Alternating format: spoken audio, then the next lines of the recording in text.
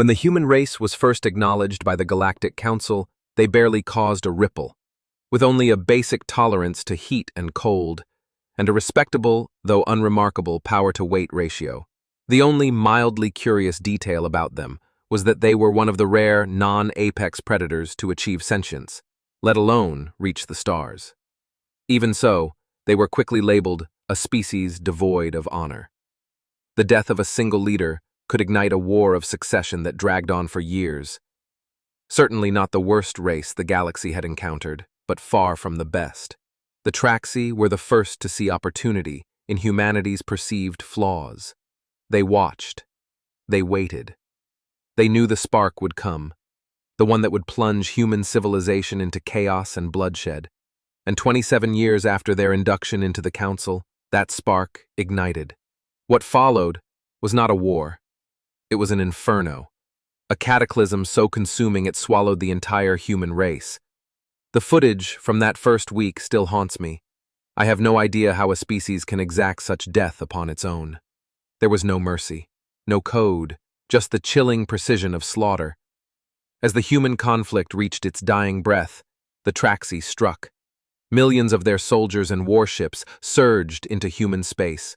One by one, the planets fell. By the millions, the humans died. The rest of the galaxy looked away. Humanity stood at the edge of extinction, and no one wanted to be caught in the collapse. Some even aided the Traxi invasion, offering supplies and weapons in exchange for the spoils of conquered worlds. The human race was finished, or so it seemed. But instead of vanishing into oblivion, the humans did something no one could have predicted. They united. Decades of hostility and resentment vanished in a matter of weeks. Men and women who, just months before, had sworn to slaughter one another, now stood together as brothers. The Traxi advance, once unstoppable, faltered. After seizing nearly 73% of human territory in only 6 weeks, they suddenly couldn't claim another light year. 8 months into the war, the Traxi had made a grave miscalculation.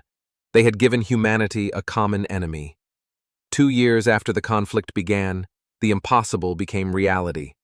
The Traxi were being driven back. Their media dismissed it as a calculated retreat meant to bleed the humans dry. Maybe that was true.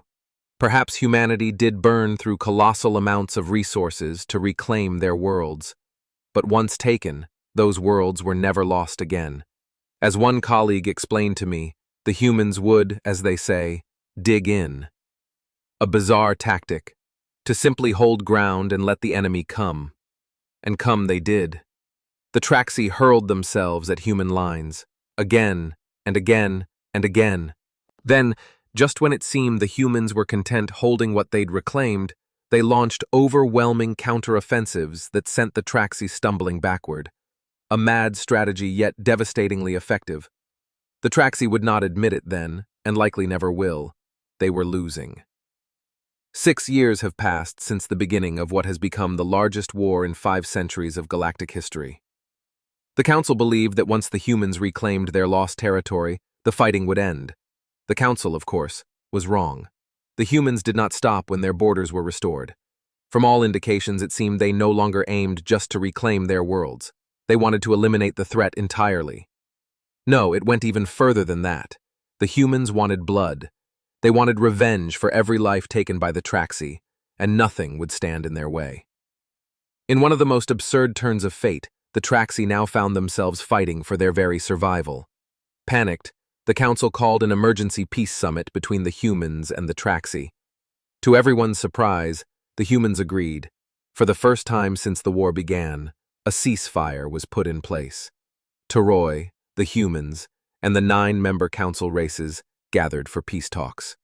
The negotiations began smoothly. Once again, the humans surprised everyone. They conducted themselves with composure, speaking to the Council races with reason and understanding, but they flatly refused to speak with the Traxi. In hindsight, it may have been a warning of what was to come. At the time, I found it reasonable. I was part of the diplomatic mission and still held hope that the conflict was nearing its end. That hope died when the matter of reimbursement was raised by the Traxi. As the party that had been conquered, they asserted their right to demand equal monetary compensation for any territory still held by human forces at the time of treaty signing.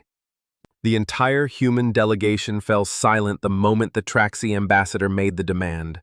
The room held its breath. Then, at last, one of the humans spoke. "Please tell me this is some kind of joke to commemorate the start of peace." The representative from Chennai responded, "Of course not. It is their right to ask for that, and it is your duty to comply. To not do so is simply—" The Chennai paused, searching for the word. "Incomprehensible." The human party fell silent once more. Then their leader rose and spoke in a calm, measured voice. "You will have our answer within the hour." Without another word, he left the room, the entire human delegation following in silence. The council, satisfied with how the talks had progressed, let out a collective sigh of relief. It seemed the humans were finally prepared to stand down. And so, we waited, expecting their formal acceptance of peace. Exactly 1 hour later, to the second, the council received a message from the humans. The human leader appeared on screen. For several long seconds, he simply stared at us. No words, no movement. Just that unblinking gaze, fixed and unreadable. "Blasted human emotions," muttered the representative from Chennai. "So goddamn hard to read. Computer, identify emotion." The system gave a soft chime, confirming the request had been processed. Emotion identified, barely contained rage. The human leader spoke, cutting the computer off mid-sentence. "My dear council members," the human leader began. He turned and smiled directly at the Traxi representative. "Member for the Traxi, I regret to inform you that we cannot accept the terms for peace as they stand." Silence fell across the room. For the first time since the talks had begun, complete stillness. Still holding that calm smile, the human continued, "However, we are willing to compromise." Suddenly, a Traxi soldier burst into the chamber. "Sir, the human ships are on the move." The vidscreen instantly split in two. One side still displayed the human leader. The other revealed the Traxi Homeworld as completely surrounded by the full force of the human armada. The Traxi representative stammered, his voice cracking as he turned back to the screen. "What? How? When did you do this?" The human leader kept smiling. Then, without warning, the human armada opened fire. In mere seconds, thousands of years of Traxi culture were reduced to ash. Billions of innocent lives vanished before they could even grasp the horror descending upon them. One of the greatest empires in the galaxy ceased to exist. No one moved, no one spoke. Even the Traxi's grief came without sound. The human leader spoke again. "As you can see, we have decided to compromise. 16 billion of my fellow humans have died since the outbreak of this conflict." All eyes turned to him. The leader was visibly trying to contain the weight of that loss. "I feel that trading 10 billion Enoch Traxi for 16 billion innocent humans is a more than fair compromise." Even I could hear it. The word compromise was saturated with venom and scorn. The human leader continued. "As a race, we are now open to any negotiation of peace." "Are you insane?" roared the representative from Chennai. "You have just declared war on the entire Galactic Council. Peace. This is as far from peace as any being can achieve. There will be no peace until your vile race is wiped from even the memories of my grandchildren." The human leader turned his still smiling face toward the member from Chennai. "Good." The smile remained, but his eyes no longer hid the fury burning behind them. "I was hoping you would say that." 14 days have passed since the Traxi-human war ended. There was no peace treaty, no surrender, no ceasefire. One side simply no longer had a people. It has been a long 14 days since the Galactic Council declared war on humanity. 4 council races have already defected, ashamed by the council's inaction and its failure to prevent the massive human loss during the early stages of the Traxi-human war. All 4 of the defecting races had voted to intervene when the Traxi first began showing interest in humanity. Each one had been silenced, bullied into inaction by the Chennai. It's almost unthinkable. 4 entire races abandoning the council, Then again, this is the first time in 570 years that the Council is at war. And never before has it been at war with itself, humans. In just 34 years, they have unraveled millennia of tradition, cooperation, and shared understanding. "Oi, mate," said my new friend beside me, snapping me out of my thoughts with a grin. He was casually picking at his nails with a short, gleaming close combat blade. "Not having second thoughts on me, are you?" I returned the grin. "Not on your life, my friend.